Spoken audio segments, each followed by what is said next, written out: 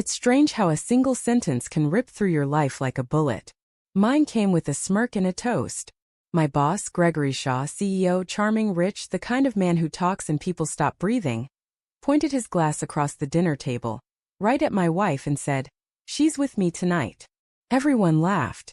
My wife, my Anna, smiled, leaned back in her chair and said, "I agree."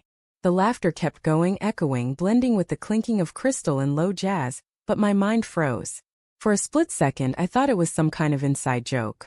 The kind you pretend to laugh at to fit in. I forced a chuckle, trying to hide the sting in my chest. But Anna didn't even glance at me. She looked at him. Only him. We were at the company gala. A yearly circus where the rich and ambitious pretended to like each other.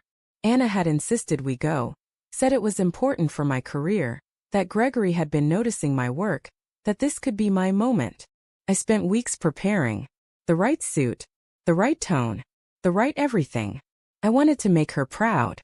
But when Gregory raised that glass and said those words, everything I'd built inside me began to crumble. The rest of the night blurred. I remember Anna's laugh, sharp and bright like glass breaking. I remember Gregory's hand brushing her shoulder when he passed behind her chair. I remember her not moving away. I remember feeling like an outsider at my own table. When I tried to talk to her later, she said, "Oh, come on, don't be dramatic. It was a joke." A joke.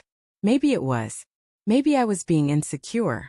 That's what I told myself on the drive home, while she hummed along to the music, scrolling her phone. But the image wouldn't leave me, her smile, his smirk, the way their eyes found each other across the room like something already decided. I barely slept that night. Over the next few days, things started clicking in ways I didn't want them to. Gregory started calling me into his office more often, but not for work. "How's Anna?" he'd ask casually, flipping through papers.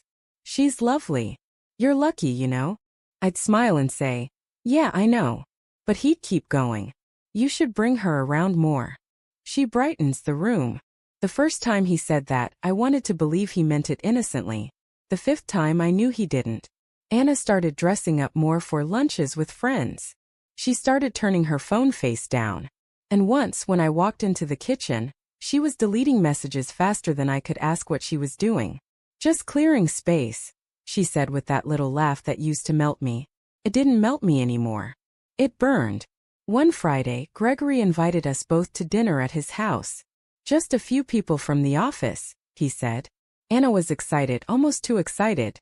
She wore a red dress I'd never seen before, tight in ways that made my stomach twist. On the drive there, she kept checking her reflection, adjusting her lipstick.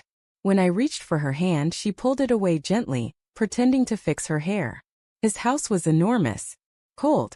The kind of place where even the air feels expensive. There weren't a few people. There were two, me and her.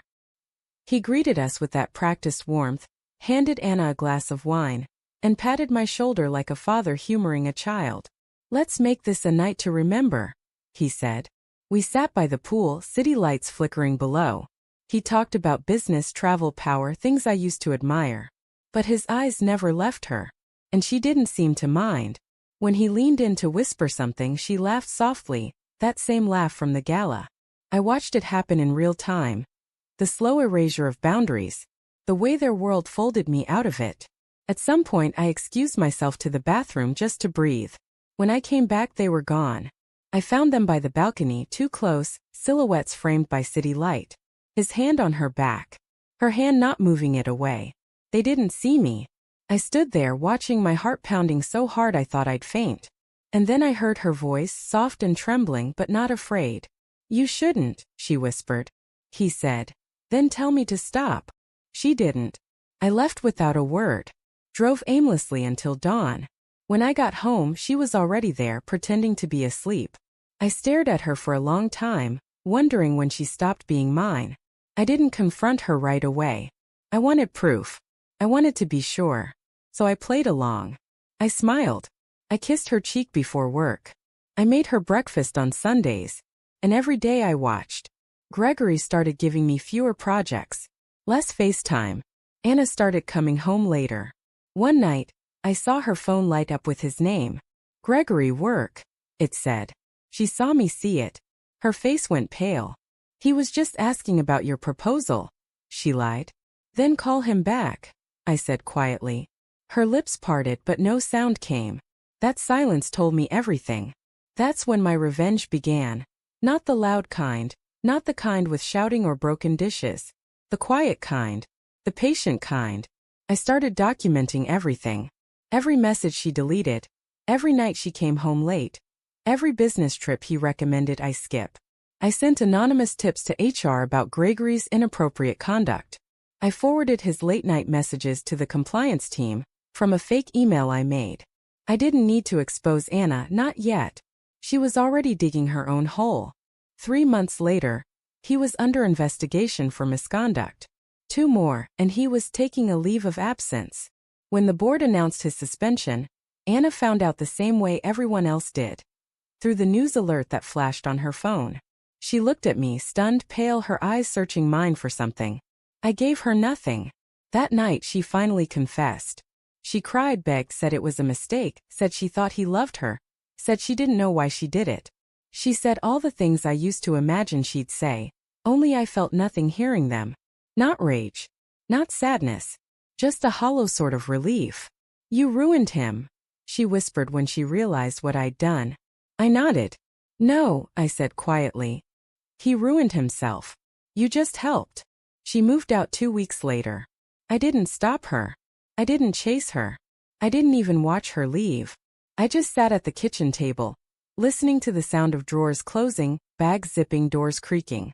Each sound was another nail sealing a coffin I'd been living in for months. Sometimes late at night I still think about that gala. About how different things might have been if she'd looked at me instead of him. If I'd taken her hand and walked out right then, instead of staying to laugh along. Maybe that was my mistake. I kept trying to save something that was already ashes. Few weeks ago I saw her again. At a cafe downtown. She was alone, stirring her coffee, looking smaller somehow. Our eyes met for a second. She smiled, the same smile that once felt like home. But it didn't hurt this time. It just felt gone. She mouthed, "I'm sorry." I nodded. That was enough. Revenge didn't make me feel better.